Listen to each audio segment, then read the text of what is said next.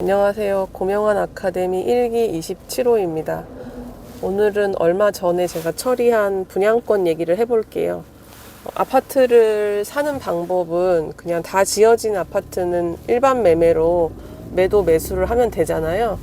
근데 그거 말고 이제 새로 지어질 아파트들은 모델하우스를 지어놓고 분양을 한다고 하잖아요. 그러면 가서 이제 미리 보고 청약통장을 써서 청약을 하기도 하지만 또 입지가 좀 안 좋거나 사람들이 좀 관심을 안 갖는 동네는 미분양이 난단 말이에요. 그러면 그거를 또 가서 줄 서서 또는 아니면 자유롭게 들어가서 동호수를 내 맘대로 골라서 이렇게 사는 경우도 종종 있어요. 그래서 한 4년 전에, 4, 5년 전에 그렇게 지방에 미분양인 아파트들이 좀 있었는데, 여러 투자자들이 다 그런 거를 사러 많이 돌아다녔었죠. 왜냐하면 지방은 분양가가 싸니까 분양은, 분양가가 3억이면 10%만 있으면, 3천만 원만 있으면 내가 그 집을 하나 살 수 있는 거잖아요. 그리고 중도금 대출을 60% 받고, 이런 식으로 제가 창원에 하나를 샀는데,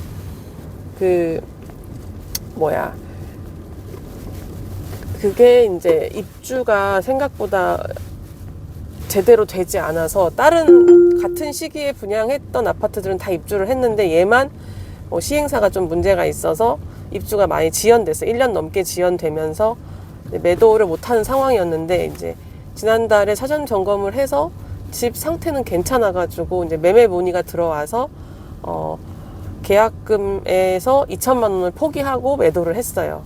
저는 빨리 팔아야 되는 상황이 있었거든요. 그래서 매도를 했는데 그게 이제 실은 마이너스라고 생각은 하지만 하나는 이제 그 지체 보상금이라고 입주 지연이 1년이 넘었다고 그랬잖아요. 그러면 그거가 계약서에 이제 그 시행사에서 저한테 줘야 되는 지체 보상금이 있어요.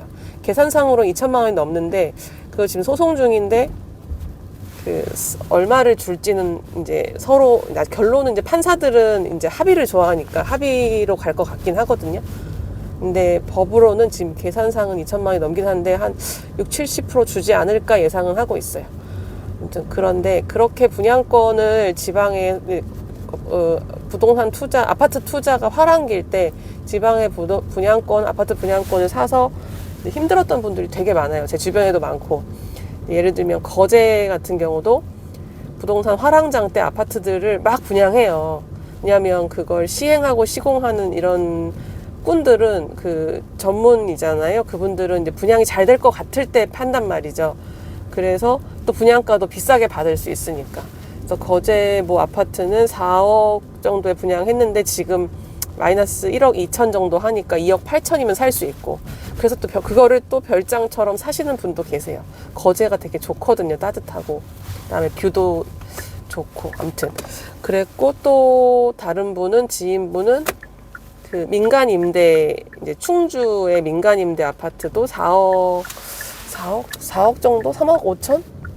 4억 정도에 분양한 것 같은데 그 민간 임대에 대한 권한이 있는 권리를 판 건데 그것도 청약으로 해서 분양으로 해서 이렇게 한 건데 그것도 입주 다가왔는데 그 등기 그거를 그 세를 줘야 되는데 그런 것보다 그냥 파는 게 나을 것 같아서 그분도 마이너스 3,500을 하셨다고 얘기를 들었어요. 또 근데 이거는 사실은 약과인 거고요.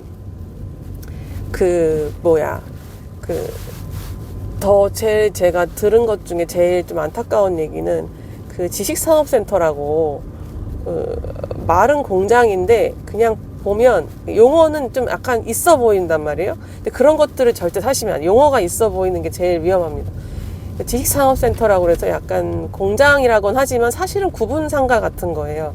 그래서 그거를 7억인가 8억짜리를 7개 분양받으신 분이 계세요. 사업하시는 분이었는데 분양해서 아무튼 대출 이자만 한 달에 3천만 원 넘게 나간다는 거예요.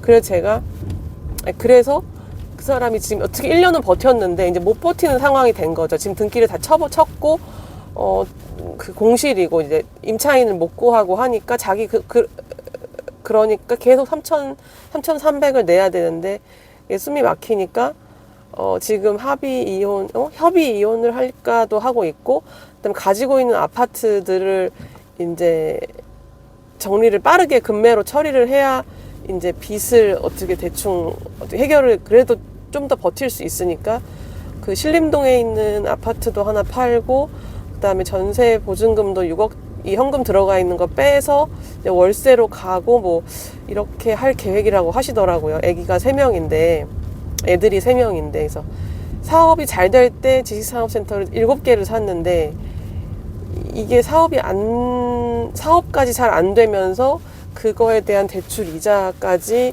이제 압박으로 돌아오니까 이게 사는 게 너무 힘들어졌다고 하더라고요. 아무튼 그래서 돈을 원 없이 잘 쓰던 분이었는데 이제 상황이 급변해서 힘들어 하시는 걸 보면서 이게 사람이 이제 내가 잘 되고 돈이 풍족하고 와 너무 내가 이렇게 풍족하게 살아도 되나 이럴 때 그러니까 있을 수 있잖아요. 다들 그럴 때 한 번 더 자기를 더 단도리를 해야 된다는 거를 저도 많이 보면서 배우고 저한테도 스스로 하는 말이에요.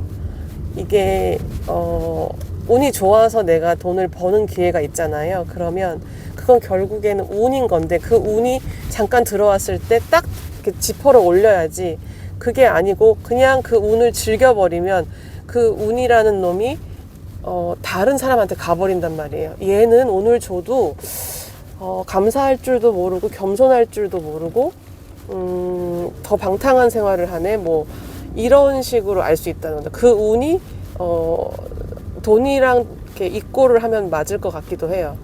그래서 주변에 어려운 분들 얘기가 많이 들려오는데 저도 지금 뭐 전세 해결해야 될 게 많지만 아무튼 다들 이렇게 근데 이게 힘든 다음에 빛이 오거든요. 광명이 오거든요. 그래서 그 어두운 새벽을 견뎌야만 그 다음을 볼 수 있으니까 뭐 이 또한 지나가리라라는 마인드로 지금 몇 년째 버티고 있거든요. 저도. 그래서 힘드신 분들도 희망을 잃으면 안 되고 좋은 음악 들으시고 명상하시고 산책하시고 운동하시고 네 맛있는 거 드시고 네 책도 읽으시면서 즐거운 주말 보내시기 바래요. 들어주셔서 감사합니다. 온 우주가 당신을 도와줄 거예요. 감사합니다.